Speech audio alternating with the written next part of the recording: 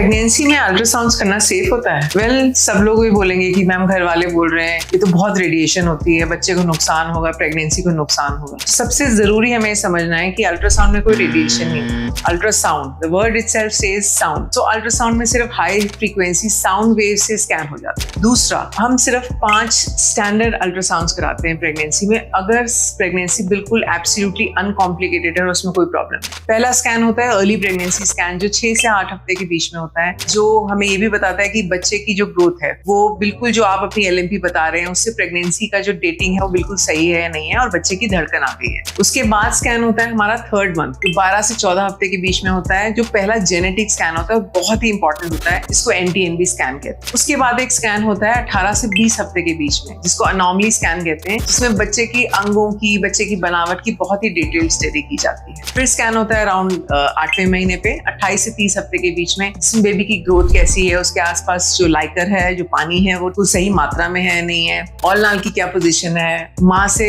बच्चे को खून का बहाव सही जा रहा है नहीं जा रहा, वो देखा जाता है। और एक लास्ट स्कैन होता है डिलीवरी से पहले 36 से 38 वीक्स के बीच में, जहाँ बच्चे की पोजीशन देखी जाती है, बेबी के अराउंड पानी, उसकी ग्रोथ देखी जाती है, और नॉर्मल डिलीवरी होने के कितने चांसेस हैं उसमें असेस किया जाता है। बट इसके अलावा अगर कोई हाई रिस्क प्रेगनेंसी है, कोई ग्रोथ नहीं हो रही या बच्चे की ग्रोथ कम चल रही है, मदर से बेबी को जो खून का दौरा है उसमें कुछ कमी है, तो स्कैन्स की जो फ्रीक्वेंसी है वो इससे ज्यादा भी हो सकती है। तो आपके डॉक्टर आपकी प्रेगनेंसी और आपकी रिक्वायरमेंट के हिसाब से सही टाइम पे स्कैन सजेस्ट करें। आपकी हेल्थ और आपका कंफर्ट हमारे लिए सबसे इंपॉर्टेंट है।